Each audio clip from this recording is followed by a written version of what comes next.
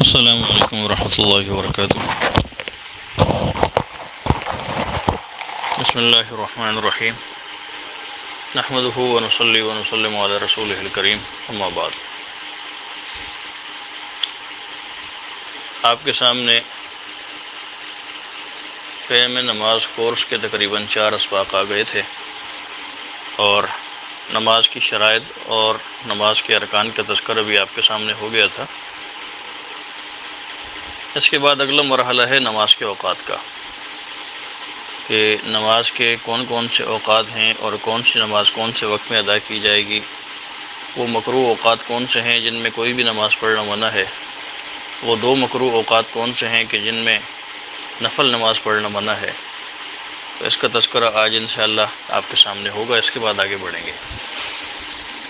دیکھیں، حضرت جبرائیل علیہ السلام صحیح بخاری کی روایت کے مطابق نبی کریم صلی اللہ علیہ وسلم کے پاس تشریف لائے، اور آ کر انہوں نے پہلے دن ہر نماز اپنے اول وقت میں پڑھائی۔ مطلب صبح فجر کی نماز صبح صادق کے طلوع ہوتے ہی شروع ہو جاتا ہے اس کا وقت، اور طلوع آفتاب تک یعنی سورج کے نکلنے تک اس کا وقت رہتا ہے۔ حضرت جبرائیل پہلے دن تشریف لائے، اور انہوں نے جیسے ہی صبح صادق طلوع ہوئی، اندھیرے میں اللہ کے رسول کو فجر کی نماز پڑھائی۔ ظہر کی نماز کا وقت کیا ہے کہ سورج جیسے ہی ڈھل گیا، ایک جانب کو جھک گیا، مکروہ وقت جو درمیان میں ہوتا ہے کہ جب سورج بالکل سر کے عین اوپر ہوتا ہے، اس کے 10 سے 15 منٹ کے بعد جب سورج ڈھل جاتا ہے تو ظہر کی نماز کا وقت شروع ہو جاتا ہے۔ جیسے آج کل کراچی میں تقریباً اس کا وقت جو ہے وہ 12:35 12:40 ہے۔ تو مطلب وہ پہلے دن آئے حضرت جبرائیل ظہر کی نماز میں، تو انہوں نے 12:35 یا 12:40 یا 12:45 پر ظہر کی نماز اول وقت میں پڑھائی، جیسے ہی ظہر کے وقت نماز وقت جو ہے وہ داخل ہوا۔ عصر کی نماز میں تشریف لائے، تو عصر کی نماز کا وقت جو ہے وہ اختلاف قولین کے حساب سے مثل اول کے بعد یا مثل ثانی کے بعد مفتابہی یا راجح قول کے مطابق ہر چیز کا سایہ جب دگنا ہو جائے، تو مثل ہو جائے، تو اس کے بعد عصر کا وقت شروع ہو جاتا ہے۔ تو گویا آپ یہ کہہ لیں کہ ہر چیز کا سایہ دگنا ہونے کے بعد جبرائیل علیہ السلام نے عصر کی نماز پڑھائی۔ مغرب کی نماز میں جیسے ہی سورج غروب ہوا فوراً پڑھا دی، اور عشاء کی نماز جیسے ہی شفق جو ہے وہ غائب ہوا، یعنی سرخی یا سفیدی اختلاف قولین کے مطابق، جیسے ہی عشاء کی نماز کا وقت داخل ہوا، انہوں نے عشاء کی نماز پڑھا دی۔ پہلے دن ایسا ہوا۔ اب اگلے دن جب وہ تشریف لائے تو فجر کی نماز اس وقت پڑھائی جب بالکل سورج نکلنے والا تھا، اس سے 5 یا 10 منٹ پہلے، بالکل فجر کی نماز آخری وقت میں پڑھائی۔ ظہر کی نماز اس وقت پڑھائی جب ہر چیز کا سایہ بالکل دو مثل ہونے والا تھا، عصر کا وقت داخل ہونے والا تھا۔ اور عصر کی نماز عین اس وقت پڑھائی کہ جب بالکل سورج غروب ہونے والا تھا۔ مغرب کی نماز اس وقت پڑھائی کہ جب شفق جو ہے وہ بالکل غائب ہونے والا تھا، اور عشاء کی نماز بالکل جو ہے وہ رات کے آخری حصے میں پڑھائی۔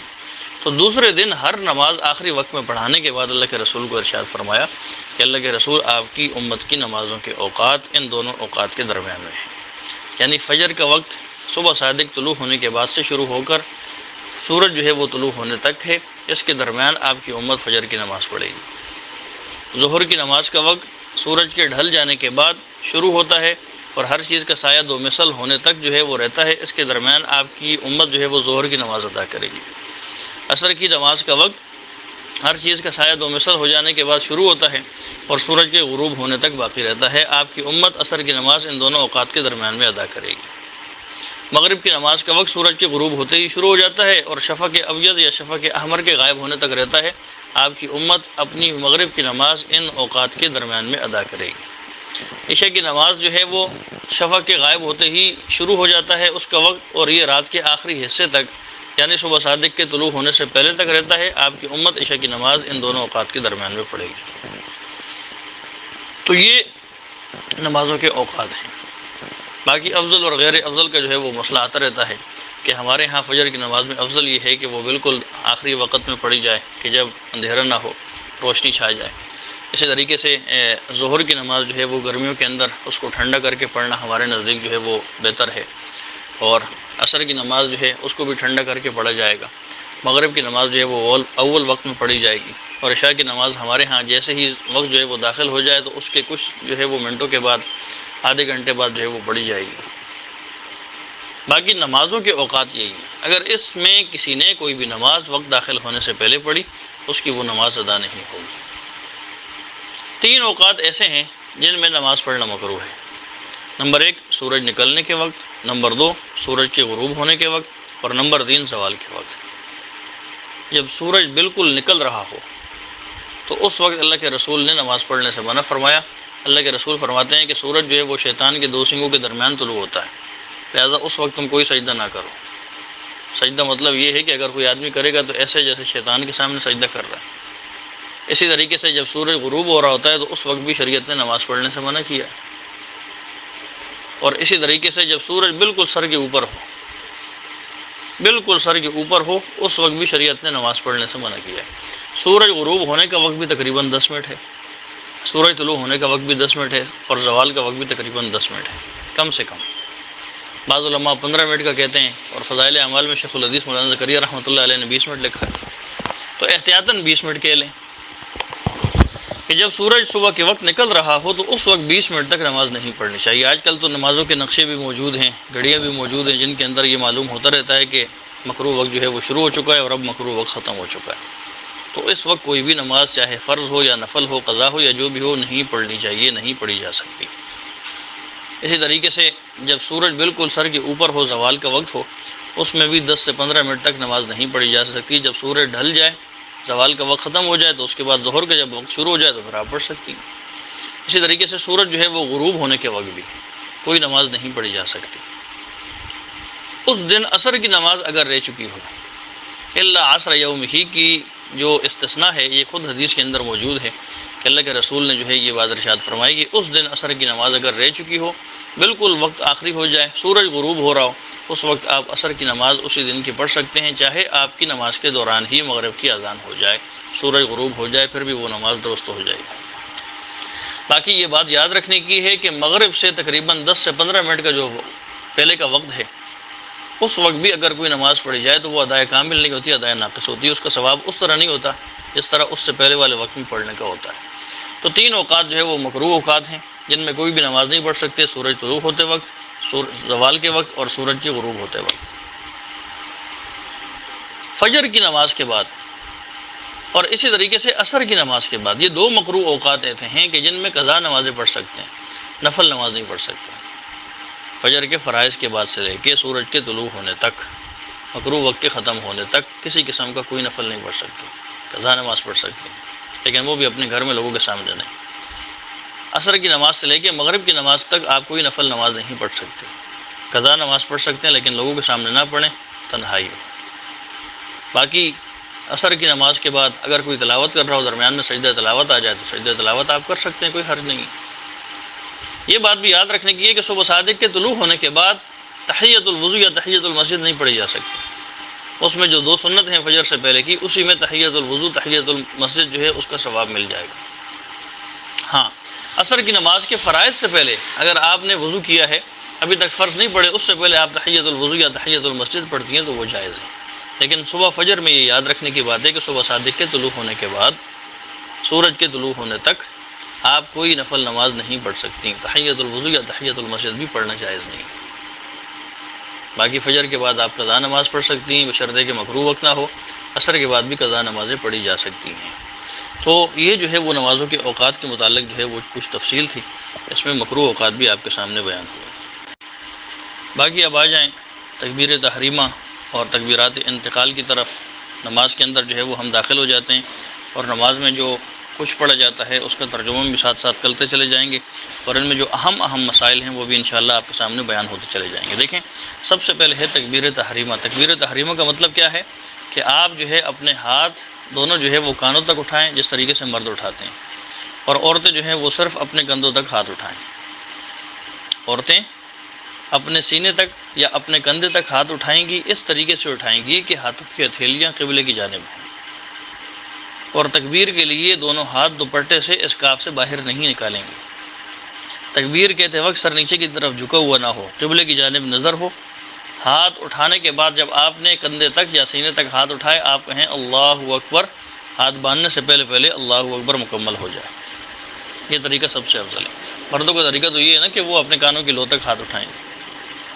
یہ یاد رکھیں کہ جن نمازوں میں کھڑے ہو کر نماز پڑھنا فرض ہے، ان میں تکبیر تحریمہ بھی کھڑے ہو کر پڑھنا فرض ہے۔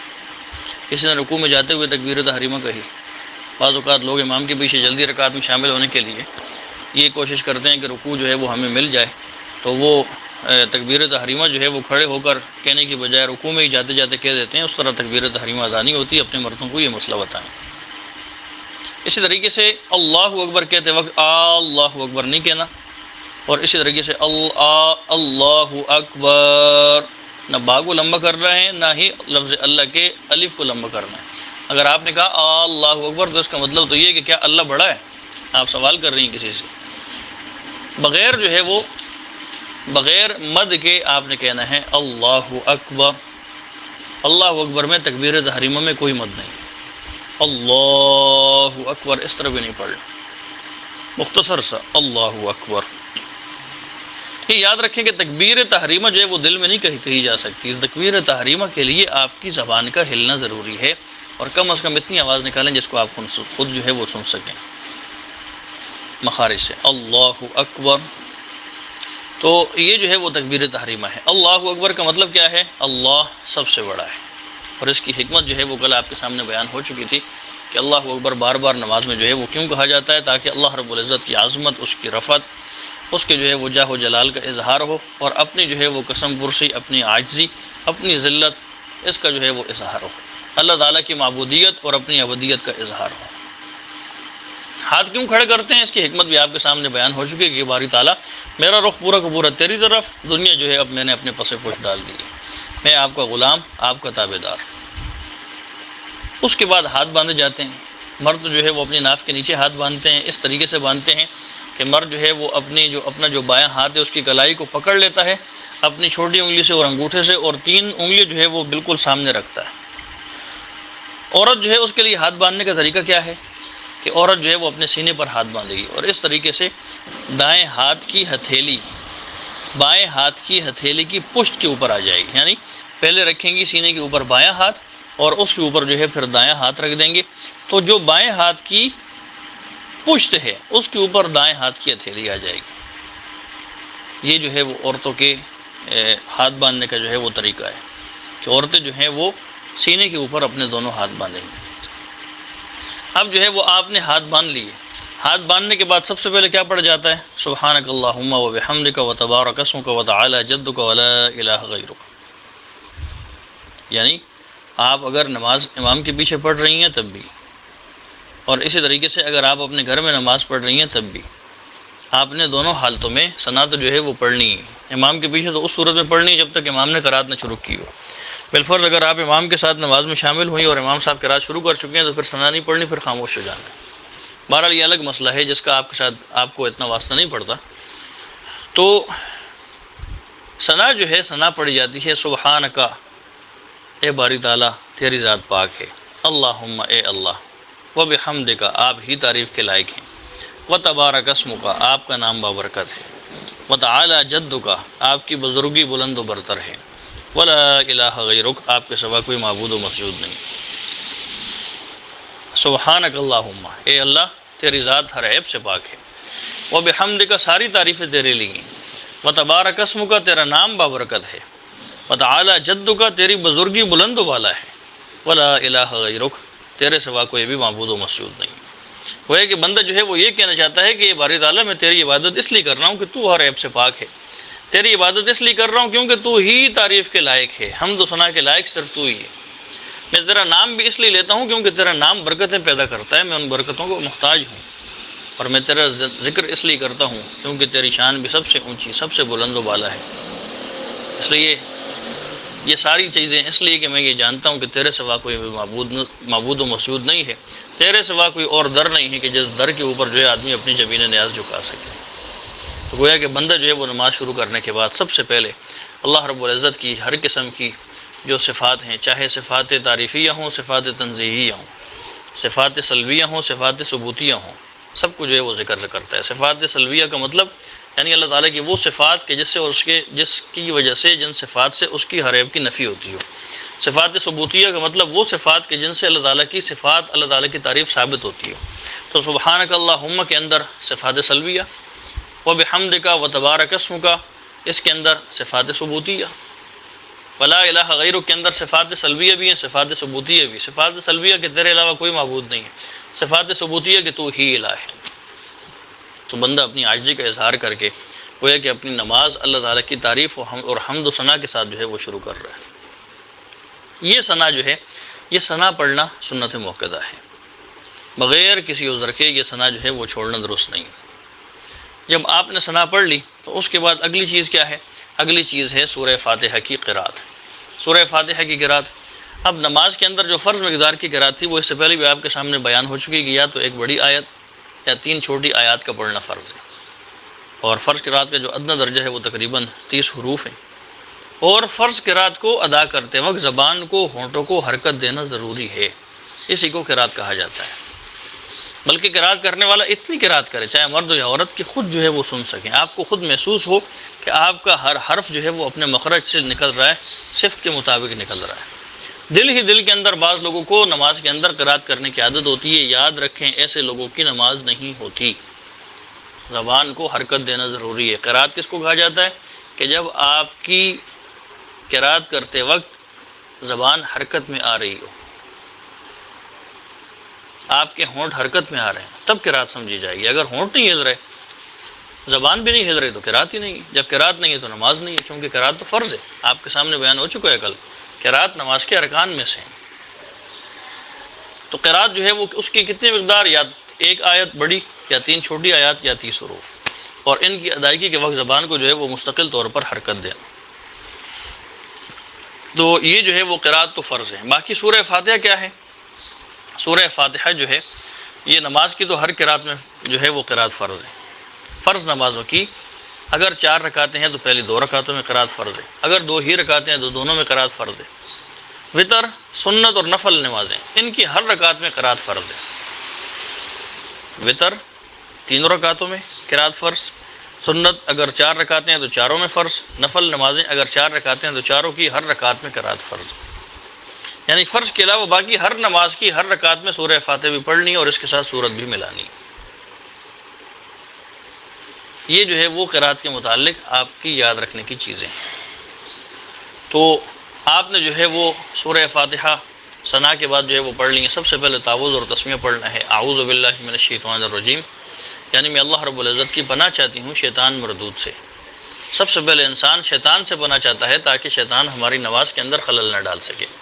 اس کے بعد تسمیہ بسم اللہ الرحمن الرحیم، شروع کرتی ہوں میں اللہ کے نام سے جو عام مہربان نہایت رحم والا ہے۔ دنیا میں رحمان ہے، سب کے اوپر رحم کرتا ہے، رحیم آخرت کے اندر خصوصی مہربان ہوگا، صرف مسلمانوں پہ، کافروں پہ نہیں۔ تو تعوذ اور تسمیہ کے بعد پھر سورہ فاتحہ پڑھ لی۔ الحمدللہ رب العالمین، تمام تعریفیں اس اللہ کے لیے ہیں جو تمام جہانوں کا پروردگار ہے۔ الرحمن الرحیم، عام رحم کرنے والا، خاص رحم کرنے والا ہے۔ مالک یوم الدین، روز جزا کا مالک ہے۔ ایاک نعبد، ہم تیری ہی عبادت کرتے ہیں، و ایاک نستعین، اور تجھ ہی سے مدد چاہتے ہیں۔ اہدنا الصراط المستقیم، اے باری تعالیٰ ہمیں سیدھا راستہ دکھا۔ صراط الذین انعمت علیہم، ان لوگوں کا راستہ کہ جن پر تو نے انعام فرمایا۔ غیر المغضوب علیہم ولا الضالین، نہ کہ ان لوگوں کا راستہ جن پر تیرا غضب نازل ہوا، اور نہ ہی ان لوگوں کا راستہ جو گمراہ ٹھہرے۔ یہ سورہ فاتحہ کا ترجمہ ہے۔ جلدی جلدی میں نے اس لیے بتا دیا کیونکہ آڈیو میں محفوظ ہوگا، آپ آرام سے پیچھے کر کے بھی بار بار سن سکتے ہیں۔ تو یہ جو سورہ فاتحہ ہے، سورہ فاتحہ کا پڑھنا واجب ہے، قرأت فرض ہے، قرأت فرض ہے، قرأت فرض ہے۔ کن کن مواقع پر قرأت فرض ہے وہ آپ کے سامنے واضح ہو چکا۔ سورہ فاتحہ کا پڑھنا واجب ہے۔ اگر 4 رکعتی فرض ہیں تو پہلی 2 رکعتوں میں فاتحہ کا پڑھنا واجب ہے۔ اگر وہ سنتیں ہیں یا نوافل ہیں تو ان کی ہر رکعت میں، وطر کی ہر رکعت پہ، تینوں میں۔ فرائض 4 ہیں تو ان میں پہلی 2 رکعتوں میں فرض ہے۔ آخری 2 رکعتیں جیسے ظہر کی ہیں آخری 2 رکعتیں، یا عصر کی آخری 2 رکعتیں، یا عشاء کی آخری 2 رکعتیں، یا مغرب کی تیسری رکعت، دن میں اگر کوئی فاتحہ نہ بھی پڑھے، 3 مرتبہ سبحان اللہ کے بقدر کھڑا رہے، اس کے بعد رکوع میں چلا جائے، تب بھی اس کی نماز صحیح ہے، کیونکہ فاتحہ جو واجب ہے وہ 4 رکعتی نمازوں میں، 4 رکعتی فرائض میں سے صرف پہلے 2 میں جو ہے وہ واجب ہے۔ تو یہ جو ہے وہ سورہ فاتحہ کی آپ کے سامنے جو ہے وہ اس کا حکم بھی آ گیا اور اس کا جو ہے وہ ترجمہ بھی آ گیا۔ سورہ فاتحہ جب آپ نے پڑھ لی تو اس کے بعد جو ہے وہ آپ نے آہستہ آواز سے کہنا ہے آمین۔ آمین کا مطلب کیا ہے کہ باری تعالیٰ قبول فرما، یہ دعا قبول فرما، یہ جو ہے وہ آمین کا مطلب ہے۔ اللہم استجب، اے باری تعالیٰ تو قبول فرما، ہم تجھ سے اس دعا کی قبولیت کی امید رکھتے ہیں۔ تو سورہ فاتحہ کے بعد آہستہ آواز سے آمین کہنا ہے۔ آمین کی بھی جو ہے وہ بڑی فضیلت آئی ہے۔ فإن من وافق تامینہ تامین الملائکۃ غفر لہ ما تقدم من ذنبہ، کہ جب امام الضالین کہے تو تم آمین کہو، کیونکہ جس کی آمین فرشتوں کی آمین کے برابر ہو گئی، اللہ تعالیٰ اس کے پچھلے سارے گناہوں کو معاف فرما دیتے ہیں۔ یہ بھی بڑی فضیلت ہے، تو آمین کہنا ہے۔ آمین کے بعد آپ نے کوئی صورت ساتھ ملانی ہے، ساتھ کوئی صورت ملانی ہے۔ دیکھیں، اس سے پہلے کہ میں آپ کو یہ بتاؤں کہ یہ واجب ہے یا نہیں ہے، آپ نماز کے واجبات ذہن میں رکھ لیں تاکہ آپ کے لیے جو ہے وہ آگے چلنا اور اس کو سمجھنا جو ہے وہ آسان ہو جائے۔ نماز کے واجبات کیا ہیں؟ نمبر 1 سورہ فاتحہ پڑھنا۔ نمبر 2 فرض نماز کی پہلی 2 رکعتوں کو قرات کے لیے مقرر کرنا۔ فرض نماز کی اگر 4 رکعتی نماز ہے تو اس کی پہلی 2 رکعتوں کو قرات کے لیے مقرر کرنا، قرات کے لیے۔ نمبر 3 سورہ فاتحہ کے ساتھ کوئی اور صورت ملانا، فرض کی پہلی 2 رکعتوں میں، اور باقی نمازیں سنت ہیں، نوافل ہیں یا وتر ہیں، ان کی ہر رکعت میں سورہ فاتحہ کے بعد صورت ملانا واجب ہے۔ فرض نماز اگر 4 رکعتی ہے، ظہر ہے، عصر ہے، عشاء ہے، تو اس کی پہلی 2 رکعتوں میں، اور اگر وتر ہے، سنت ہیں یا نوافل ہیں، تو ان کی ہر رکعت میں فاتحہ کے بعد صورت ملانا واجب ہے۔ نمبر 4 سورہ فاتحہ کو صورت سے پہلے پڑھنا، یعنی پہلے فاتحہ ہوگی پھر اس کے بعد صورت پڑھیں گی، یہ ترتیب واجب ہے۔ اس ترتیب کی رعایت نہ رکھی، تقدیم حق و تاخیر کی وجہ سے بھی سجدہ سہو لازم ہو جاتا ہے۔ وہ سجدہ سہو کے مسائل میں انشاءاللہ آپ کے سامنے آ جائے گا۔ تو چوتھا کیا ہے؟ فاتحہ اور صورت، ان کے درمیان ترتیب کی رعایت رکھنا کہ پہلے فاتحہ ہو اور اس کے بعد صورت ہو۔ نمبر 5 قومہ کرنا، یعنی رکوع کر کے سیدھا کھڑا ہونا، یہ بھی واجب ہے۔ نمبر 6 جلسہ کرنا، یعنی 2 سجدوں کے درمیان بیٹھنا۔ نمبر 7 اگر 2 رکعت سے زیادہ والی نماز ہے تو اس میں 2 رکعت پر پہلا قاعدہ کرنا، یعنی 4 رکعتی نماز کا جو پہلا قاعدہ ہے، جیسا کل آپ کے سامنے آیا تھا کہ آخری تو فرض ہے، آخری تو رکن ہے، لیکن جو پہلا قاعدہ ہے وہ واجب ہوگا۔ نمبر 8 دونوں قیدوں میں التحیات پڑھنا، یہ بھی واجب ہے، دونوں قیدوں میں التحیات پڑھنا واجب ہے۔ نمبر 9 ترتیب سے نماز پڑھنا، یعنی ہر فرض کو، ہر واجب کو اپنی جگہ پر ادا کرنا، جس کام کو جس وقت کرنا ہے اس وقت کرنا بھی واجب ہے۔ پہلے تکبیر تحریمہ ہو، پھر قیام ہو، پھر تلاوت ہو، پھر رکوع سے اٹھنا، پھر سجدے میں جانا، سجدے سے سر اٹھانا، یہ پوری ایک ترتیب کے ساتھ ہوگا۔ اگر کوئی شخص مثلا پہلے سجدے میں چلا گیا، اس کے بعد رکوع کر رہا ہے، اس کے بعد کھڑا ہو کے قرات کر رہا ہے، تو ظاہر اس نے ایک ترتیب جو واجب تھی اس کو چھوڑ دیا، تو ایسے شخص پر بھی سجدہ سہو لازم ہو جائے گا۔ تو نمبر 9 واجبات نماز میں سے 9واں واجب ترتیب سے نماز پڑھنا۔ نمبر 10 امام کے لیے مغرب اور عشاء کی پہلی 2 رکعتوں اور فجر کی نماز میں، جمعے کی نماز میں، عیدین اور تراویح کی تمام رکعتوں میں بلند آواز سے قرات کرنا، جبکہ ظہر اور عصر میں آہستہ آواز سے قرات کرنا، یعنی جہری نمازوں میں جہری قرات کرنا، سری نمازوں میں سری قرات کرنا، یہ بھی واجب ہے۔ اگر جہری میں سری کر لی یا سری میں جہری کر لی تو نماز نہیں ہوگی، نماز ہو جائے گی، سجدہ سہو واجب ہو جائے گا کیونکہ واجب چھوٹ گیا۔ یہ حکم امام کے لیے ہے۔ اگر آپ اپنے گھر کے اندر تنہا نماز پڑھ رہی ہیں تو آپ بھی اس چیز کا اہتمام کر سکتی ہیں، کتنی آواز سے خود قرات کریں جہری نمازوں میں کہ جتنی آپ خود سن سکیں، کسی محرم تک آپ کی، غیر محرم تک آپ کی آواز نہ جائے۔ یعنی فجر کی نماز میں بھی یہی حکم ہے اور مغرب اور عشاء میں بھی یہی حکم ہے۔ باقی ظہر اور عصر یہ 2 نمازیں ایسی ہیں جو سری ہیں، ان میں قرات اپنے دل میں کی جائے گی۔ مسجدوں کے اندر بھی ظہر اور عصر کی نماز میں اونچی آواز سے قرات نہیں ہوتی، سری قرات ہوتی ہے، امام صاحب اپنے دل میں قرات کرتے ہیں۔ باقی فجر کی نماز میں اور عصر کی، مغرب کی نماز میں اور عشاء کی نماز میں جہری قرات کی جاتی ہے، اور جن نمازوں میں زیادہ نمازی ہوتے ہیں وہاں اسپیکر باقاعدہ لگائے جاتے ہیں، ان میں قرات کی جاتی ہے۔ حرم کی نمازیں آپ دیکھ لیں، وہاں بھی اسی طرح ہوتا ہے۔ تو 10واں واجب کیا ہے کہ امام کے لیے مغرب اور عشاء کی پہلی 2 رکعتوں میں، باقی فجر، جمعہ، عیدین، تراویح کی تمام رکعتوں میں بلند آواز سے قرات کرنا، یہ واجب ہے۔ ظہر اور عصر کی نماز میں آہستہ آواز سے قرات کرنا واجب ہے۔ نمبر 11 وتر میں دعائے قنوت کے لیے تکبیر کہنا اور دعائے قنوت پڑھنا۔ وتر میں دعائے قنوت کے لیے جس طرح آپ تیسری رکعت میں رکوع میں جانے سے پہلے اللہ اکبر کہتی ہیں، کانوں تک ہاتھ اٹھاتی ہیں اور پھر اس کے بعد دعائے قنوت پڑھتی ہیں، تو دعائے قنوت کے لیے تکبیر کہنا، دعائے قنوت پڑھنا، یہ دونوں واجب ہیں۔ وتر میں اب اگر کسی آدمی نے دعائے قنوت نہیں پڑھی اور پڑھے بغیر ہی رکوع میں بھول کر چلے گئے، رکوع میں یاد آیا کہ میں نے تو دعائے قنوت پڑھی نہیں تھی، تو اس کو اٹھنا نہیں چاہیے، آخر میں سجدہ صاف کر لے۔ اگر کوئی اٹھ بھی جائے اور دعائے قنوت پڑھے، اس کے بعد پھر رکوع میں جائے، تو پھر بھی راجح اور مفتابی قول یہ کہ اس کی نماز فاسد نہیں ہوگی، کیونکہ بعض فقہا کے نزدیک رکوع فرض ہے اور وہ دعائے قنوت واجب ہے، فرض سے واجب کی طرف انتقال سے نماز فاسد ہو جاتی ہے۔ لیکن آپ کو میں نے بتایا راجح اور مفتابی قول یہ ہے کہ نماز فاسد نہیں ہوگی، آخر میں سجدہ صاف کر لے۔ بہتر یہ ہے کہ جب ایک آدمی دعائے قنوت بھول کر رکوع میں چلا گیا، اب اس کو لوٹنا نہیں چاہیے، نماز جاری رکھے، آخر میں سجدہ سہو کر لے، کیونکہ واجب کا جبیرہ، واجب کی تلافی سجدہ سہو سے ہو جاتی ہے۔ 11 ہو گئے۔ نمبر 12، لفظ سلام کے ساتھ السلام علیکم کہہ کر نماز ختم کرنا۔ کسی اور عمل سے، کہ جیسے وضو توڑ دیا، کسی سے بات چیت میں لگ گئے، قبلے سے رخ پھیر لیا، اس طرح کرنا جو ہے یہ نماز کو فاسد کرنے والا ہے، واجب کو توڑ دینے والا ہے۔ تو لفظ سلام سے نماز کو ختم کرنا یہ نماز کا 12واں واجب ہے۔ تو آپ کے سامنے جو ہے یہ نماز کے واجبات بھی آ گئے، تاکہ آپ کے لیے چیزیں جو ہے وہ سمجھنا آسان ہو جائیں۔ آپ کو میں نے کیا بتایا کہ آپ نے ثنا کے بعد تعوذ اور تسمیہ پڑھنا ہے، اس کے بعد سورہ فاتحہ پڑھنی ہے، اس کے بعد سورت پڑھنی ہے۔ فرض کی پہلی 2 رکعتوں میں جب 4 رکعتی فرائض ہوں، جیسے ظہر، عصر اور عشاء، تو ان کی یا مغرب کی پہلی 2 رکعتوں میں فرض کے بعد سورت ملانا واجب ہے۔ باقی سنتیں ہوں، نوافل ہوں، ان کی تمام رکعتوں کے اندر فرض کے بعد، فاتحہ کے بعد سورت ملانا جو ہے وہ واجب ہے۔ کوئی بھی صورت آپ پڑھیں، عموماً قل هو اللہ احد پڑھی جاتی ہے۔ اس کا ترجمہ کیا ہے؟ قل کہہ دیجئے اے حبیب صلی اللہ علیہ وسلم، هو اللہ احد، وہ اللہ تعالیٰ یکتا ہے، تنہا ہے۔ اللہ الصمد، وہ اللہ تعالیٰ بے نیاز ہے۔ لم یلد ولم یولد، نہ اس کی کوئی اولاد نہ وہ کسی کی اولاد۔ ولم یکن لہ کفوا احد، اس کا کوئی بھی ہمسر نہیں، کوئی بھی اس کی مثل، کوئی بھی اس کی مثال نہیں۔ یہ آسان سا ترجمہ ہے، بس یہ آپ یاد کر لیں کہ جو ہم نماز میں سورہ اخلاص پڑھتی ہیں، قل هو اللہ احد پڑھتی ہیں، اس کا ترجمہ کیا ہے۔ تو بہرحال فاتحہ کے بعد سورت ملانا، دیکھیں بعض اوقات یہ بھی ہوتا ہے کہ پہلی رکعت میں ایک سورت پڑھی جاتی ہے، اگلی رکعت میں اس سے پچھلی سورت پڑھ لی جاتی ہے۔ مثلا پہلی رکعت میں آپ نے سورہ قریش پڑھی اور اس سے اگلی رکعت میں آپ نے سورہ فیل پڑھ لی۔ جان بوجھ کر ایسا کرنا مکروہ ہے۔ بعض اوقات بھولے سے ہو جاتا ہے، تو بھولے سے اس طرح اگر کسی نے کر لیا تو مکروہ نہیں ہے، لیکن جان بوجھ کر اس طرح پہلے اگلی صورت پڑھنا پھر پچھلی پڑھنا یہ مکروہ ہے۔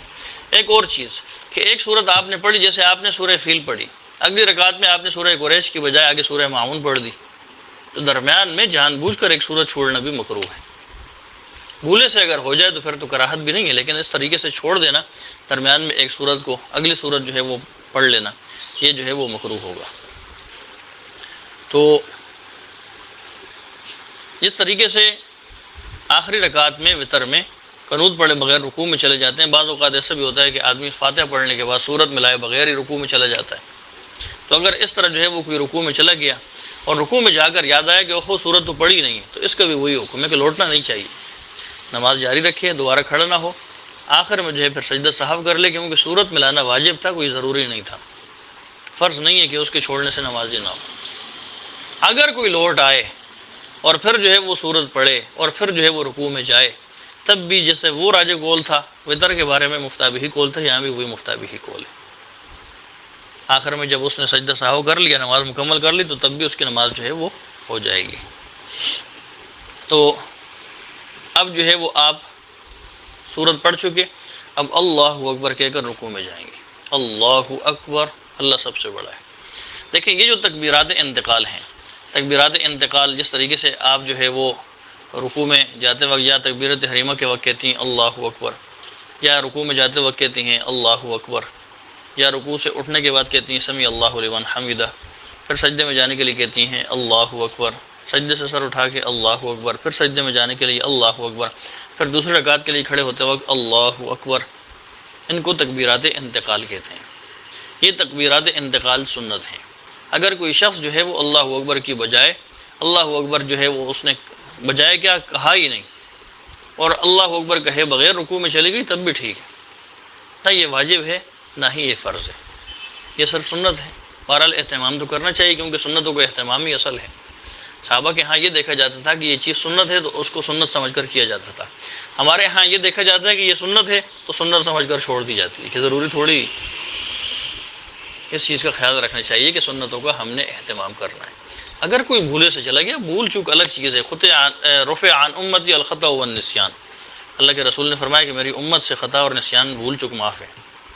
بھول کر چلے جانا رکوع میں بغیر اللہ اکبر کے الگ بات ہے، لیکن بہرحال اس کا حکم سنت کا ہے۔ اگر کسی نے چھوڑ بھی دیا، چاہے جان بوجھ کر ہو یا بھول کر ہو، اس سے اس کی نماز کے اوپر کوئی فرق نہیں پڑے گا، نہ ہی سجدہ سہو لازم ہوگا۔ تکبیرات انتقال کس وقت کہنے چاہیے؟ جب آپ رکوع میں جا رہی ہیں تو رکوع میں جاتے ہوئے آپ جو ہے وہ جاتے ہی اللہ اکبر کہنا شروع کریں، جیسے ہی رکوع میں پہنچیں اللہ اکبر آپ کی مکمل ہو جائے۔ اتنا لمبا نہ کریں اللہ اکبر کہ آپ رکوع میں گھٹنوں پہ اوپر ہاتھ بھی رکھ دیے اور ابھی بھی اللہ اکبر ہے کہ ختم ہی نہیں ہو رہا۔ تو رکوع تک جب آپ ہاتھ چھوڑ کر رکوع میں جا رہی ہیں تو رکوع میں جاتے وقت اللہ اکبر شروع کریں، جیسے ہی آپ رکوع میں پہنچیں اپنے گھٹنوں پر اپنے رانوں کے اوپر ہاتھ آپ کے لگیں تو آپ کے اللہ اکبر مکمل ہو جائے۔ باقی بعض اوقات کیا ہوتا ہے کہ کچھ لوگ تکبیر تحریمہ یعنی جیسے آپ اپنی مثال لے لیں کہ آپ نے اپنے سینوں تک یا کندھوں تک ہاتھ اٹھائے، اور بعض لوگوں کی عادت یہ ہوتی ہے کہ پہلے وہ نیچے ہاتھ چھوڑتے ہیں پھر اس کے بعد ہاتھ باندھتے ہیں، یہ طریقہ غلط ہے۔ اسی طریقے سے جب رکوع میں جاتے ہیں تو پہلے جو ہے وہ ہاتھ چھوڑ کر نیچے تک لے کے جاتے ہیں دونوں ہاتھ، اور پھر اس کے بعد اللہ اکبر کہہ کر رکوع میں جاتے ہیں، یہ طریقہ بھی غلط ہے۔ تکبیر تحریمہ کہنے کے بعد جب آپ نے اپنے ہاتھ کندھوں تک یا سینوں تک اٹھائے تو ڈائریکٹ ہاتھ باندھنے ہیں، چھوڑنے نہیں ہیں۔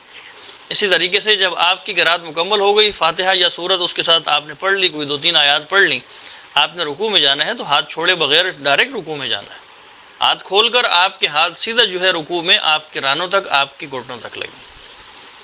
تو یہ طریقہ جو ہے وہ رکوع میں جانے کا ہے۔ تو بس انشاءاللہ آج تک کے لیے جو ہے وہ اتنا ہی کافی ہے۔ اس میں جو مسائل جو ترجمے یاد ہوئے ہیں اور جو اہم مسائل آئے ہیں یہ آپ دیکھ لیں، ان کو اچھی طریقے سے سنیں، اپنے پاس نوٹ کریں، یاد کریں۔ انشاءاللہ کل جو ہے وہ یہیں سے آگے چلیں گے۔ السلام علیکم ورحمۃ اللہ وبرکاتہ۔